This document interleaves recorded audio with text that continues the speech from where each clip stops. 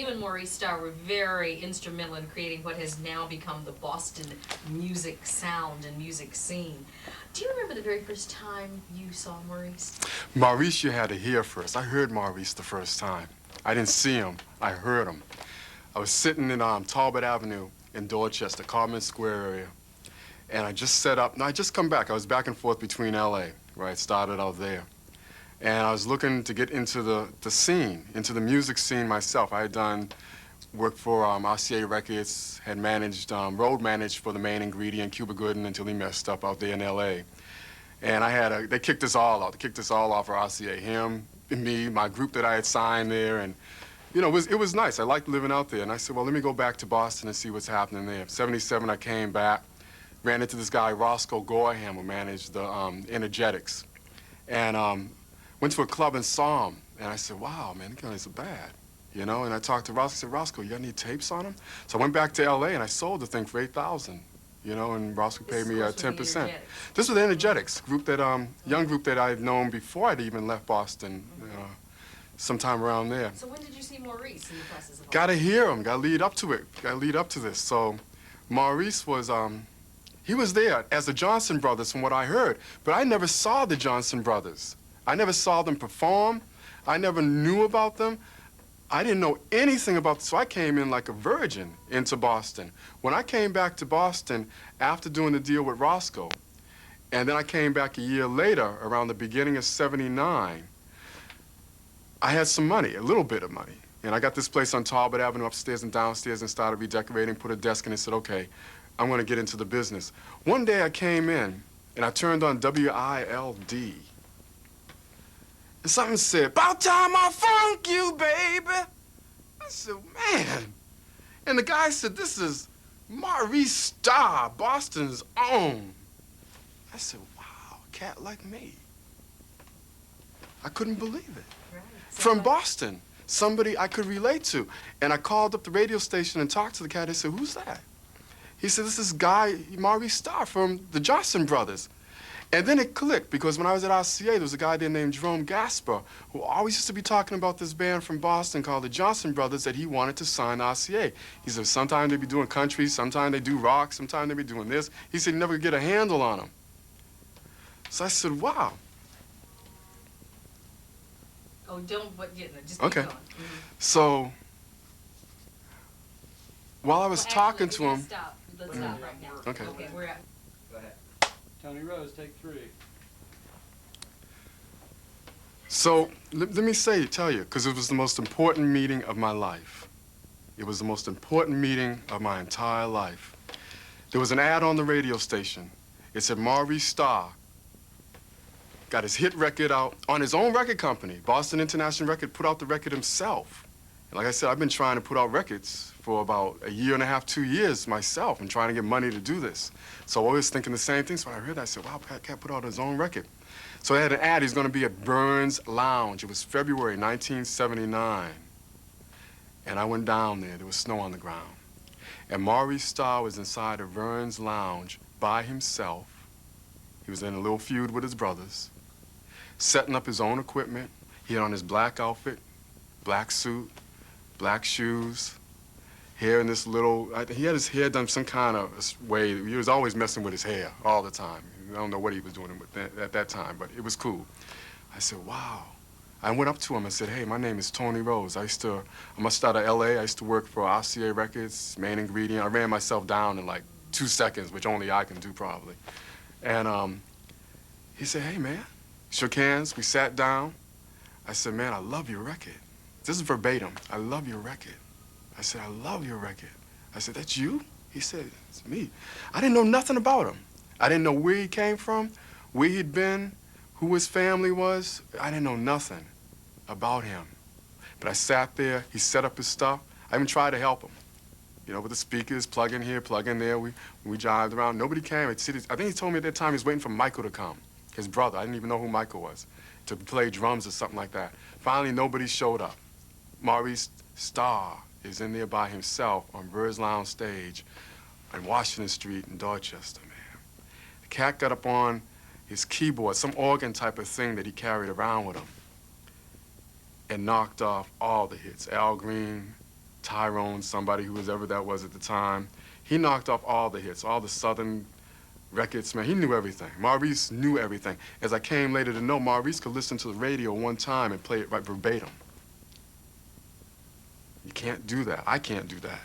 Very few people can do that. It's a genius. It's a genius. He could do that. He could knock it off. Maurice could write a hit anytime he wanted to, just by listening to a record and doing that. But I'm jumping way ahead. I want you to tell me about what he looked like, though, when you saw him that other time on stage. The silver boots, Well, this is afterwards. This is after we all got cool. This is Okay. after Burns Lounge, when we started hanging out. And he started coming by my place and rapping and talking about music. Then we call each other up and gossip. We get our billboards on Monday morning and read Billboard and gossip about that and what we were going to do. And then I started working with him. I brought him to you. That's how we met. I met you from that. And so we started running around doing shows. It was a very interesting time because in the piece that you wrote about all of this, you talk about how, I mean, for everybody then, it was like everybody was living large. Living high and You large, know, living real large. With Mercedes and I bought a nobody could Mercedes afford. I bought one for $5,000. The first cat to buy a Mercedes. $5,000. It was green with a bubble top. Man, I used to get stopped at the lights by all the girls, man. They'd be wanting to get in the car, you know? And Maurice would be driving. Yeah, he would drive around with me in the back. And this is, but before this, let me tell you, just because it was a between time when we met, we both didn't have cars. So Maurice had a girlfriend who had little Maurice Starr. And we used to go by and pick up her car. The deal was we had to take Maurice with us when we'd go out, be promoting the records and selling Maurice. We used to have the baby in the back. This is something nobody knows. It would be wild. But this is leading up to that point. Up to that point there. When I want you to describe, though, because we have a cover, an album cover of Maurice, and I think it's the it's not, I don't know if it's About Time I Funk You, but it's the one with the Silverado. That's Flamin' Star, the Flaming first album. Star. Flamin' Star You album. actually saw Maurice in this little getup. Yep. He had it made by there was a guy who's a choreographer and a designer there. God, I want to say his name, but I can't remember it right now. I swear to God. But he did the choreography later on for New Edition and New Kids on the Block for Maurice. But he was a designer, so he made up the uniform for Maurice. Maurice specially asked him, gave him the directions on what he wanted. It had a cape on the back of it. We used to do gigs, and after Prince Charles's show, then we go to Maurice's show. I think the funniest time is that I saw us for real. Is when we were all piled in my Mercedes. Prince Charles, Dr. Funk and Chain, Maurice Starr, Sergeant Funk, and me. And I think we were real insane. But it was like Minneapolis became when we were just starting out around the same time. We went to Eugee's at 4 o'clock in the morning. Remember Eugee's, the steak place, open across from Eggleston Station? And I saw us get out of the car. Maurice's cape was snow on the ground, was trudging through the snow in his boots. And Sergeant Funk and Prince Charles with his uniform on, we looked like clowns, but it was so real. Boston had never seen nothing like us. That leads We to had never another seen question. it like you know, that. And there's so many things, I'm going to actually get out my little list here, but you talked about the funniest time, the funniest moment that you'd ever seen with him. What do you think were some of the other smartest moments that you've seen with Maurice Starr? There's never been one time. Maurice and I were competitors. Heavy competitors. Without let me say this, without Maurice Starr, I would not be sitting here. And my career might not have gotten off on the ground. When I came into Boston after meeting him, I met Charles through him when we put the band together going to tour. I was like Maurice's manager at that time, doing the promotion, setting up the dates, TV shows, helping with the record, getting the record out, getting his sound out. I loved Maurice. He was like God. I knew how talented he was. I was talented, but I knew he was king. The key was, so it was like, okay, with the two of us together, we can do almost anything. So after the tour, we went to Buffalo and Cleveland, and we came back from there. And Michael came to me with a tune by Charles that they had done. And let me just say this, why I'm saying that. Without Michael coming to me in my office within the streets, that Maurice and Charles had done a skeleton on. And Michael and Maurice came in and said, hey, they said, we want to put this record out if you're interested. You know, if you want to work with us with it, we're interested in coming on in the studio and mixing. What ideas do you have? What can we do? Well, I had a girlfriend at the time. Her name was Marcia, lent me $4,000 around that same time. And then another $5, which I got the Mercedes with to look good. And she, but see, I wouldn't have met her, or she might not have done that except she saw me hanging with Maurice and that I was serious. See, a lot of people for years had heard me talk about I want to start a record company, how I'm bad, how I know I can do this, I just need the money.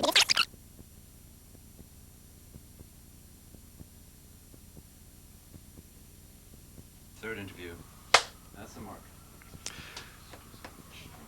So the records were like, Maurice had About Time I Funk You Out. And I said, well, this is happening. But I had no money. I had come from the projects. No, my people had nothing to offer me. And nobody was in the business. Nobody had any music money. Everybody was a criminal, man. It was like, that was the element that I grew up with. And all my people, and they didn't even understand me being in LA in music. It was like, when you coming back and doing some crime? And, because that was real. So I'm telling them about the music business that I'm in. So it's like, it goes beyond everybody. So that's why when I met Maurice, was like a comrade, a friend that was doing the same thing, thinking the same way I was about the business and how to compete and how to be successful and how to sell records, because that was the #1 thing on my mind. So they came into my office on Talbot Avenue and brought a tape, a skeleton tape that Maurice had done with Charles. It was called In the Streets. And they said, what do you want to do? I said, well, I had just gotten the money. I had just gotten the money maybe 2 weeks before. And this loan, and the girl was giving it to me because of my association with Maurice. I looked serious. I looked like I was coming up, and I was. We were serious. And it was a friendship that was, right away we were friends. Right away, we called each other, we talked. He brought me into his circle, too. That was another thing he did. I've gotten acceptance because the deal, that's what was important to me about the deal with Energetics, because it gave me credibility as being able to do things and move things and make people money. That gave me credibility, and Maurice had heard about that. So once he put out the feeler, well, who is this Tony Rose? Tony, who's now called Reverend Borden, said to him, oh, that's the guy who got us our deal. Maurice said, oh, yeah, okay, cool. So he knows what he's doing. So we started hanging tough. And it became like, I met all his friends and his brothers, and still didn't know that they had been musicians in Boston and had this big career going for like 5, 6 years before I'd even turned up. So they came by with the tape, got the money. It's like everything falls into place. In fact, everybody that I met, including yourself, Kay Bourne, I mean, Steve Crumbly came to town, Butterball Jr. had come to downtown, WILD. It was like everything in like a 6-month period clicked that would last us for the rest of our lives from that point on. We never stopped. It was like all the right ingredients met in Roxbury and came to Roxbury in 1979. How would you say that this reality, Roll out. and that's the rollout, Go ahead. Two things happened. With the idea of doing a 12-inch record, because that's what I wanted to do, a 12-inch dance record. And I'd been listening to a lot of music for like 6 months at my office. I put an ad in the paper and looking for bands to not only book, but when they come by with their material, I'd search out the material and see if there was something that I personally liked that I could work with. And I was heavily into the funk. Bootsy Collins, Parliament Funkadelics, and so was Maurice. Maurice was funky, man. That was a funky cat. Maurice could play the funk. His bass line was nothing to be believed. So we were all about the same thing. We were all into George Clinton and that type of funk music and that type of party, that type of sound. So when they came by within the streets, I said, I'm into it. And let's go do it. So went to the studio, we worked on it some more, got a few more things done, and mixed it.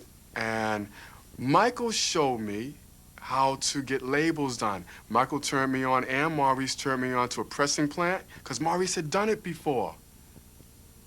The pressing plant, the labels, the jackets.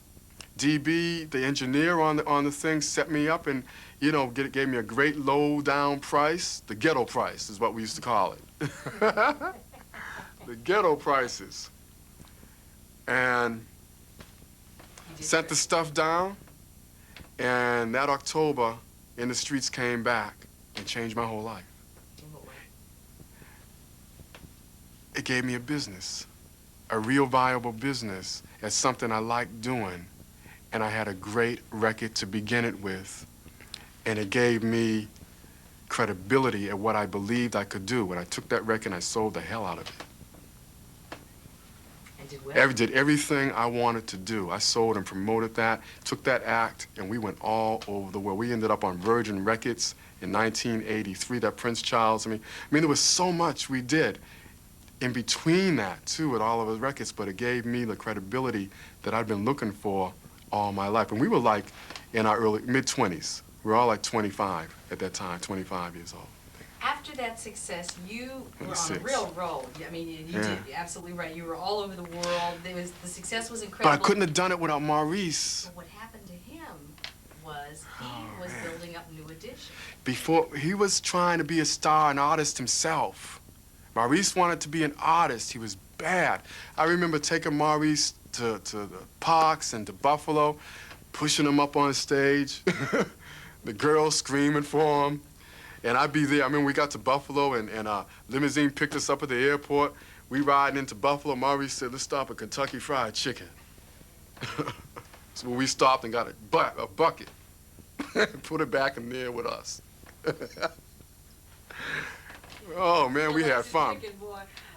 Man, we had fun, girls and At what point everything. did he realize, though, that it wasn't for him to be the artist, for him to be the, quote, Saddest star, day probably of his life. And I said to him, we were talking one time about this is 1980, and I had In the Street out, Tight Jeans was coming out, doing a lot of things, and Maurice and I were friends, and we weren't competing, but I didn't know that he had such a vast background. So I was romping and stomping, and I saw where I was going and could go, and Maurice was there, but his records, some of the records he was putting out didn't happen. He had them on the major labels, where Maurice could have promoted them better himself.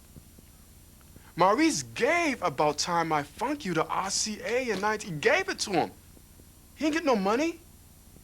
He gave them About Time I Funk You to promote.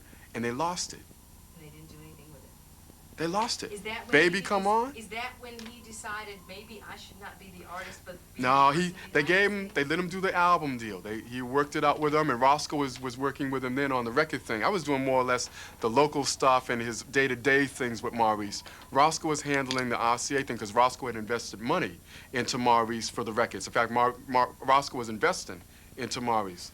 But at what So- point did he decide, I'm not going to make it as an artist, I'm going to have to be... After Flaming Star. And then he tried a few more things, and I said to him, you know, Maurice, you might be a better writer, producer. I said, you might be a better writer, producer. Also, I don't know, you know, you have to have a certain look. Charles had that look. Charles had the look, and Charles was competing heavily with Maurice, too, in that field. And we were all funky, and so our funk things were selling a little better than Maurice's. Hey, I'm here to tell you in the camera, the boy's worth millions. But hey, we were selling more records than Maurice at that time. When you think about it now... I'm telling you. We were kicking butt. And Maurice didn't like some, you know, we were friends. I could tell where he would sometimes sit back. You know, we'd all hang out at Roscoe's. We'd go to Lanes of Mattapan. We'd go to the Rise Club. We'd go to all the clubs and hang out together. And I'd be making all this noise. Charles was laid back. I was managing him at the time. But I had been working with Maurice. And then I shifted to Charles because I wanted to tour. And I saw where Maurice with the Kentucky Fried Chicken, and you better not leave this in, wasn't touring. He was sitting down. And the things he wanted to do on stage, nobody was asking him to do. That's why. Nobody was asking him to come out there and show his great talent. RCA was losing his records. It's simple. It's that simple. Maurice didn't want to. Maurice wanted to be a star himself, and he had all the capabilities. He could play everything, and could write a song. He had the talent, but the people didn't demand it.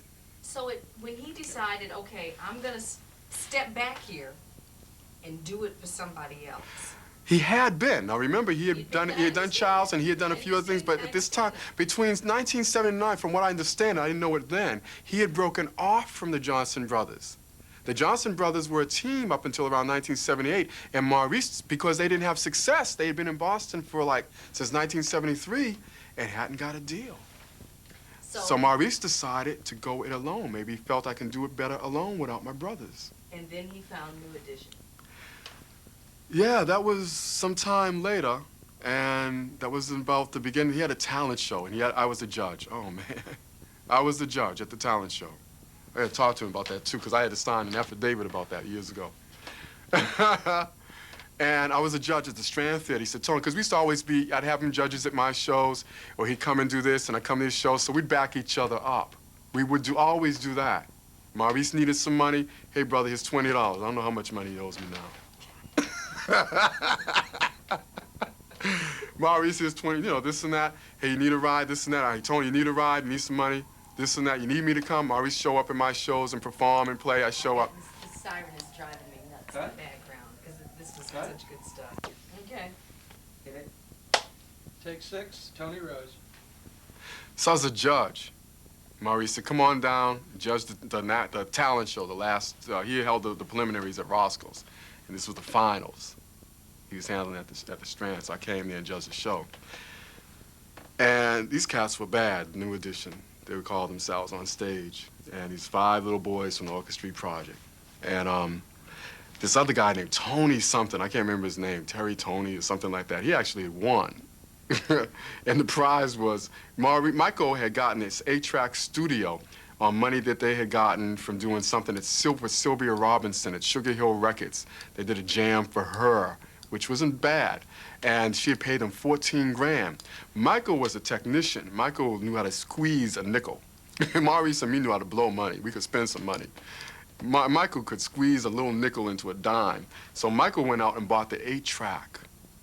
And they were up there. In fact, I was the first customer on their 8-track. I was the first person to go up there. I think I cut something on a group I was working with besides Charles at the time. And I used that and paid them. So I was their first customer on that 8-track. Never forget that. And so they ran the contest, and the prize was recording free at their studio, Boston International Records, which was upstairs in this house. They had, well, it was something else, that place, man, on Linwood Square, 22 Linwood Square, I think, 27 or 22, 27A Linwood Square. And so they performed, the guy won, but something happened to him along the way. We never heard from him anymore. And I went after him. They came up to see, because at the time, I'm looking, telling you, I was bigger than Maurice in Boston. And I was known. My records were selling. At the time, I think I had Beat the Bush was coming out, had just come out. And it was a big record. And I was in New York City. I was across the country going and selling that record. So I had a name. So they came to me. And I was, at the time, I had gotten a deal for Charles, the first day we had CBS Records, Pavilion CBS Records with John Luongo. So I went down to John Luongo and said, hey, I found some cats that are great. Advance me so I can bring them down here. At the time, he was in the Charles, and he said this and that, and had a meeting with, what's his name, their manager? Grisham. Grisham. I had a meeting with Grisham and a New Edition. And we talked. Okay. You gotta change. Because other than that, I gotta go. Yeah, it's a memorial. Yeah. I know, we Really? all have relationships Well, like that. Hit me. You see where we are, right? You know? It's for real. We know about that one. Okay, anytime. Okay. So, Maurice got him. He got him. It was a throwback to him as a kid. He saw himself. Maurice had come up from what I learned later with the Jonzuns, and he had been on the road since he was like 5, 8, 9, 10, something like that. And seriously they were performers. So he gave the New Edition his soul, his heart and his soul. I couldn't have done that for them. Maurice gave them He showed them how to dance, how to sing, how to think music, how to become musicians, how to become singers. He gave them his youth. Maurice always had a youthful exuberance anyway. His whole thing was about being young and kids anyway. He loved talent shows. He loved being around kids because it reminded him of being a kid and coming up in music and doing what he was doing. I mean, Maurice been playing music since a year and a half on his mother's leg, man. She probably had him on the knee playing the piano with her. And that's the truth. You said So- that he also gave them something that his parents had given him. What did you mean by that?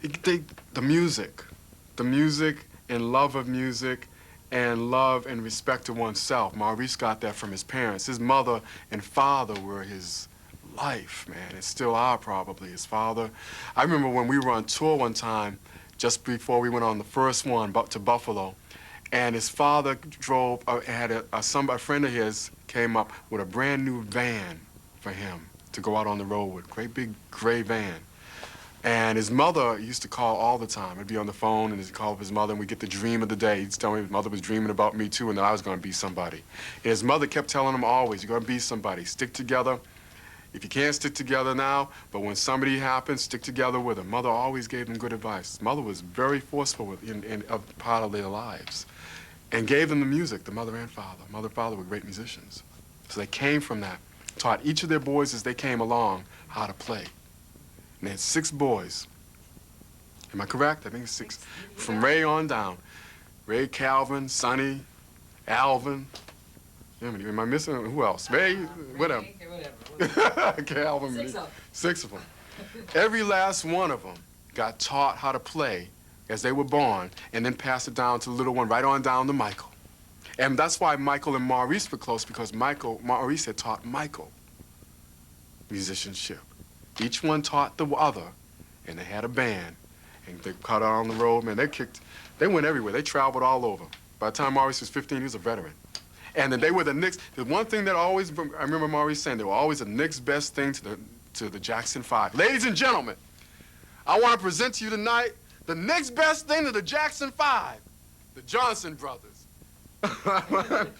I don't know if Maurice hated Michael or what, but he did Candy Girl and was like, ABC, Candy Girl.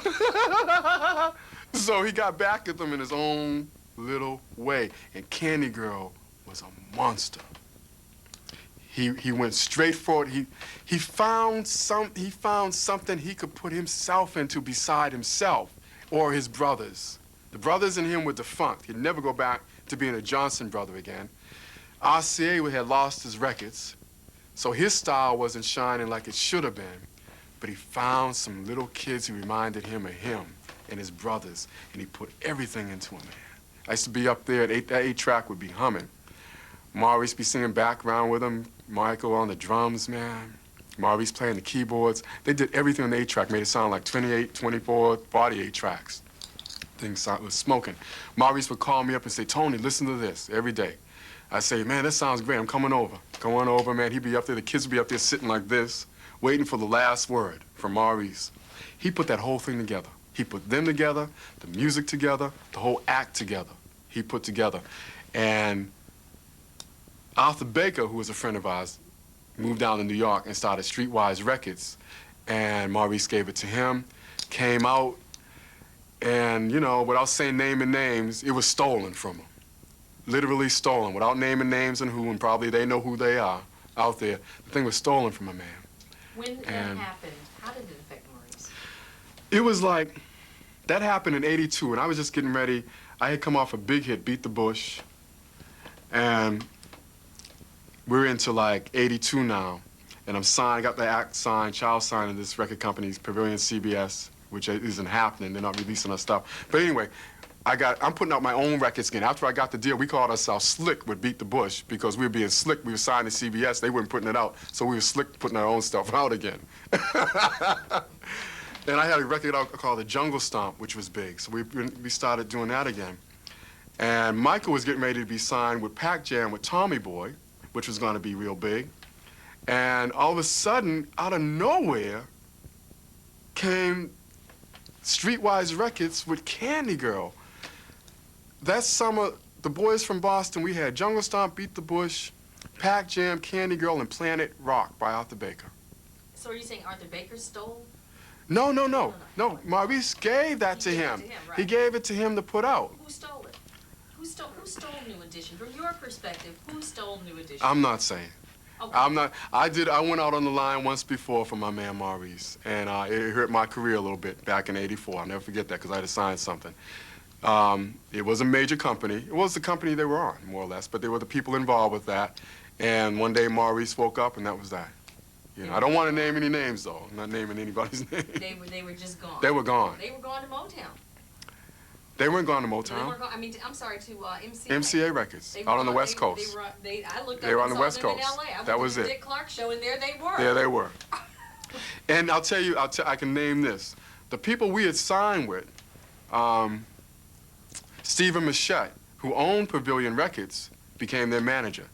And every time I see Stephen at a convention, he used to irk me too, especially since I wasn't making no money off of it. And I think he did it to irk me, I don't know. Because after our deal fell through with that, he would introduce me, oh, this is Tony Rose. This is the first guy who told me about New Edition. He was their manager. So Maurice has been managing them, and then this Stephen guy stole them. Stephen, well, I'm not saying it, but it wasn't Stephen who actually, but the people, it was a consortium of people. Cynthia Horner from Right On Magazine had been really pushing them in the magazine, and Cynthia was a friend of mine and Maurice, and we knew her. I knew her from L.A. And so she had really done a real bang-up job on putting them across. And I guess some people, they were starting to get big, and these people came along and just... But there was an actual lawsuit about this Yeah, that went on. that Maurice lost. Well, he didn't lose it. God, he always said, was on his side, about that. He didn't actually lose it. In fact, in the end, he got something out of it. I think in 1987, he got, what, 60 grand or something. They had to settle for that. And by then, New Edition was over. They had been abused and used by the management their whole career. They thought they were through.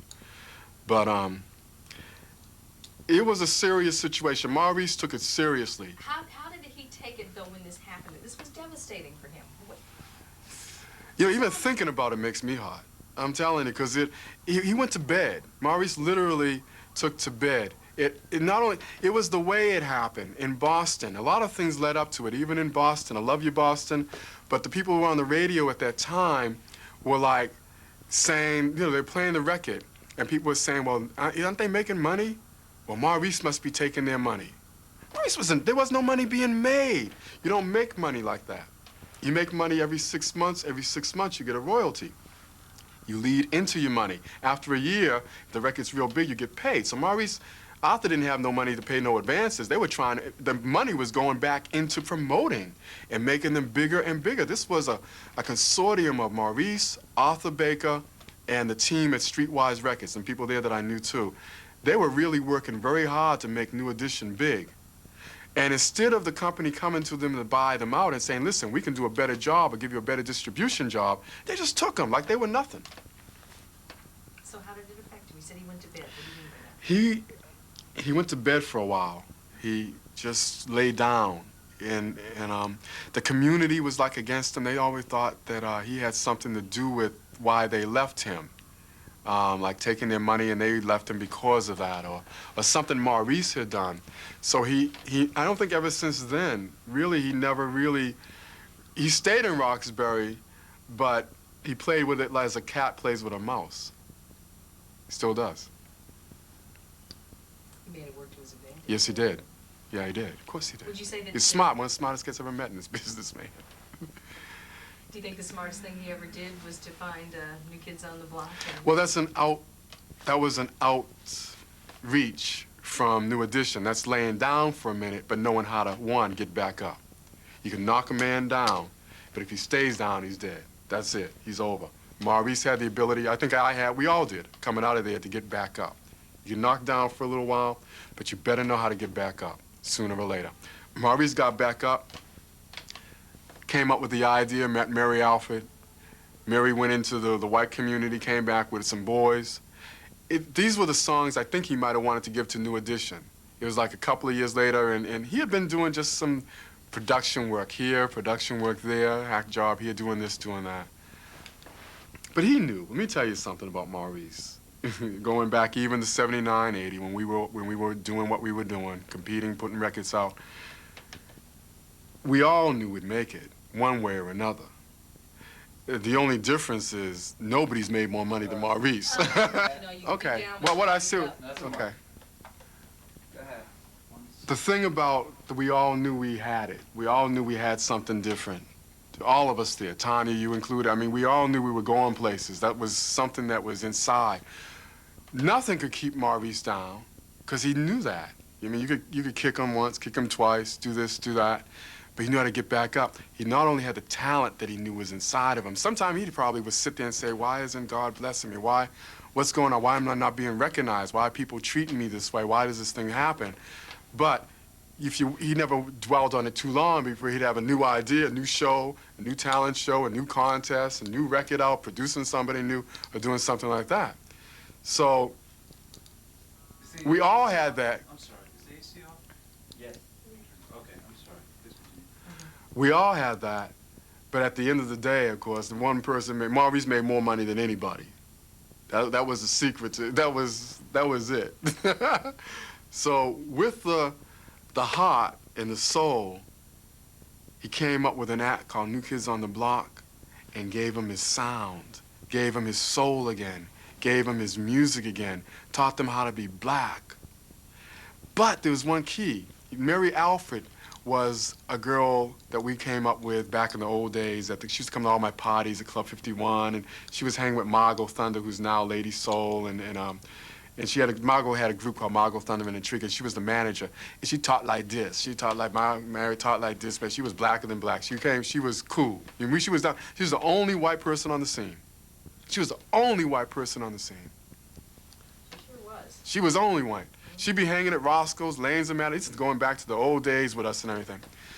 I liked her. She used to come to parties, be hanging with Margot. So she said, Maurice, get smart. So in order to get a group like this, you gotta go with people. In other words, Mary thinks black and is black almost, so she must know other people like her.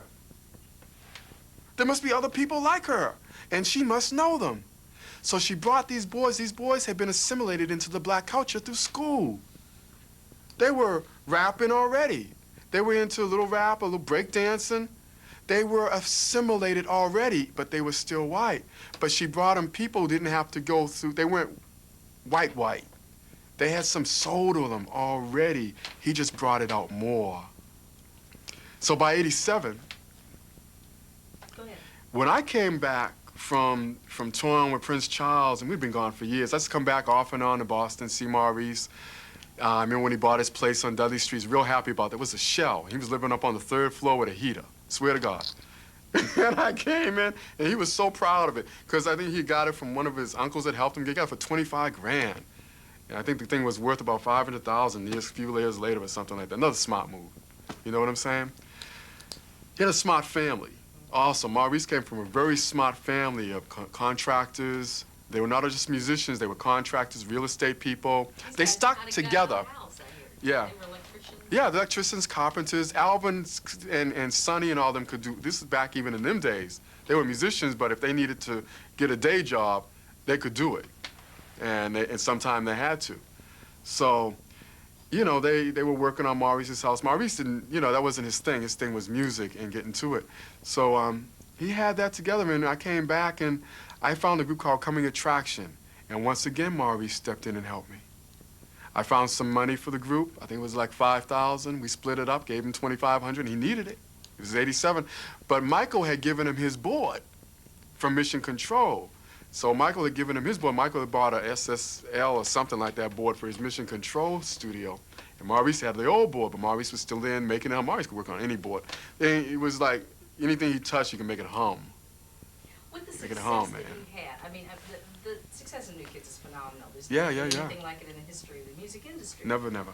Never, never, ever. At this point in time, what do you see as the future for someone like a Maurice Starr who has contributed so much to the music industry? Maurice is this type of person. It comes to him. When it comes to him, you'll know. And when it gets greater and greater, if it's a great thing, you'll know it too, because it'll happen. You'll see it through from beginning to end. But I'll tell you one thing about Maurice. My father died in '89. I come back to Boston in '88, just at the beginning. And my group was actually, again, I'll laugh, my group coming attraction was getting bigger than New Kids on the Block. We were selling more records in '88. And one of my kids got shot. And I was getting ready to do a video, and they got shot with a shotgun, and that stopped me. So Maurice said, well, I'll do a video on New Kids on the Block. Shit, he did his own video on them. And I had bought this 23-room building, bought my 24-track recording studio, came back to Boston in style. You know, I said, I want to come home. And Maurice was there to greet me. You know, we talked. He even sent people over to the studio. And we had done another group. I had helped him another thing in '87, another group, too, I'd come in with and made some money for him to help him out. He was real happy about that. So we would help each other with different things back and forth. So I had the studio going. I watched the kids. Maurice came to my studio and worked from March until October 1989, paying me, I think it was $2,000 a week. And he had his own studio. But he wanted to help you. He was helping me out with my studio and bringing some work over there for me. And the engineer and everything, and you know, we switched off on engineers. I had Sydney with me once, and Sydney went to work for him. I found OKK worked for me. And once he got Prime, sent him on over there to Maurice, and I got somebody else. So we would like make the rounds. And I had Hit City Recording Studio, he had House of Hits. And my father died in '89, and it kind of like took the oomph out of it. For the first time in my life, that drive, that competitive drive, that thing that I had that kept me going went out of me. And Maurice saw it, and I said, Maurice, I can't do this anymore. I gotta. Plus the violence in Boston. People in Boston, man, wake up. You know, Roxbury, wake up, wake up. I come from there, man. I come from the projects, man. You're driving the place down, man. Somebody get some. Where's some leadership? Right. Anyway, You're saying that your father died. so he died, and the oomph went out of me for the first time in my life since I've been a kid. I couldn't do it anymore. I didn't want to be in the studio. I didn't want to be in Boston. I said, Maurice. And Maurice had just started happening with that group and making serious money on it. I had a limousine. He had a Jaguar. So we used to talk to each other on the car phone. Then I'd be riding around hard, and he had this limo. We had, JD first. JD first. Well, the thing that started with JD gave the cat the money, the 100 grand. It upset the balance. And Maurice came over my house the next day and said, man, I just got 100,000 from JD. I said, what you have to give him, the kids? He said, no way. He said, man, and besides, the house. He mortgaged his house and his studio. And in more, you know, just his house and his studio. What happened was the video was out on New Kids on the Block in '88, but the record wasn't selling, because the top man didn't know how to sell it at CBS. I used to come over the house and talk all the time. Man, Mark's comment, man, my toes are twinkling. See, we were used to selling 100,000, 200,000, 300,000, 400,000 records. We were used to that. But when it got to 1 million, but this is before then. So JD gives him this money. So CBS said, hey, man, the guy at CBS came to and said, listen, you give me some money, whoops, you give me some money, and I'll get it into the pop market. So Maurice went to, well, whatever. And JD I had met, and I gotten, you know, set up with him, and he was, you know, investing some money here and there, and Larry Wu was with him, and JD wanted to be down in the black thing, you know, the black music, and be like us. So Maurice went to him and and talked to him, and went to lunch with him, brought him over the house, got 100,000 from him, came over and said, hey, and Dick wouldn't let me give the kids anyway. I went over to JD the next day myself, and I said, JD, you'd upset the balance. You give Maurice $100,000, now he's gonna be bigger than me, and this and that, and this and that. So I walked away with some money. I'll never forget that day. Except JD sued Maurice later. JD, while I was sitting there in JD's office, when I came there and said, hey, JD, you gave him this money, this and that. I said, did you get the kids from him? He said, I wish I had her. He said, I didn't get no kids, nothing. He said, I just, you know, just more. I said, well, that's when I said, well, you know, I need some money too, man, and this and that, you know? So you're saying that JD's claims in court were false then? False, totally false. And I'm the one person that heard both of them. Maurice came to me the day after. I said to him, hey, man, what you give up? He said, nothing. Gave my house. I said, what about the kids? He said, no, ain't no way. I worked too hard with them. Besides, Dick wouldn't have let me do it anyway. I went to JD the next day, because I knew I would need to get some money. Giving Maurice that type of money, I'm getting some. And he said to me, no. Sat there, no. I wish I had her, but I didn't. you know, whatever, you know, I'm a good guy. And what do you need? So that's the way that happened. So let me get back to the story. So then so Maurice used that money, they used that money well, and it broke the whole thing wide open. They put him in the pop field, and the rest is everybody knows.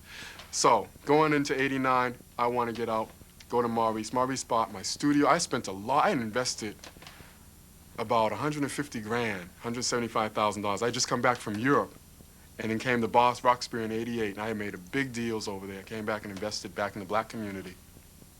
I said, forget that. I'm going back to New York, to Battery Park City. You know? Which is where you've been ever since. Which is where I've been. And he bought my studio out, bought some songs for me, helped me get back, recoup a lot of my investment, made sure I didn't have, he helped me out. Helped me out. Now, whether he was getting rid of the competition or not, at that point, I wasn't any competition. That's what I figured. I just needed a helping hand. I needed to move on, get away from Boston so I could come back to New York and regroup myself and grieve over my father and get that out of me and go on to the rest of my career. Which is done well. Yeah. One last question, because we're going to have to wrap it up. When the history books are written... Review. That's a mark. Okay. It's on you, Tanya. Rolling. Okay. When the history books are written about music in America, what do you think it will say about the Boston sound? That we were loud. We were loud, talented individuals who made a lot of noise, were very young when we started out, and came up the hard way. We had to learn everything: promotion, publicity, marketing, management, songwriting, production. You know, some of those qualities we had. Maurice had that down.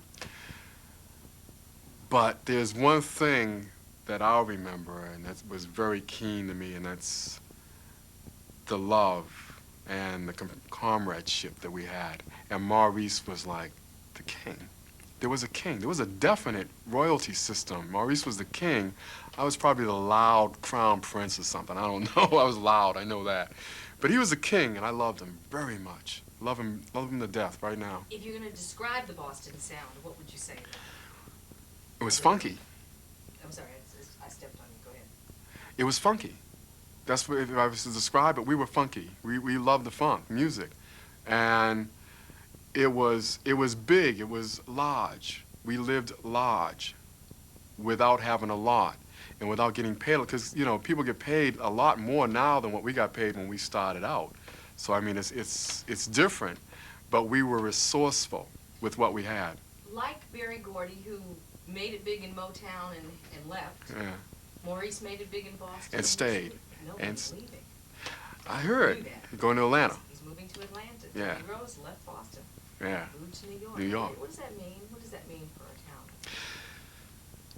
town? In Boston, Maurice and Michael, Maurice was the #1 producer. Maurice has sold more records than anybody. Michael probably second or third. Me and Charles as a team were #3 out of there, producers. Without Maurice and Michael as a team were #1, then we're #2. We sold a lot of records. The growth pattern, and then the people, and everybody wants to know you. It's crowded. It's a small, you gotta remember this, we're talking about Roxbury, Dorchester, Mattapan, which you and I know very well. It's small and crowded. At times that can become dangerous. I left because I was giving a party and people were coming with guns. And this was back in '82. And I said, it's time for me to leave. People were becoming too familiar. Maybe the same thing is happening to Maurice. I don't know. I mean, he lives outside of Roxbury, but he comes in. You know, his businesses are there. And sometimes it's just time to expand. When I moved to New York, I came to New York to expand my company worldwide, which is what I did. When I came to New York, I became worldwide with the companies I did business with. That's why I came. And I think Maurice and going to Atlanta, that's where the music thing is. Bobby Brown's down there, Babyface, a lot of the music people are down there, and hey, and also the real estate is great. You get a lot for your money down in Atlanta.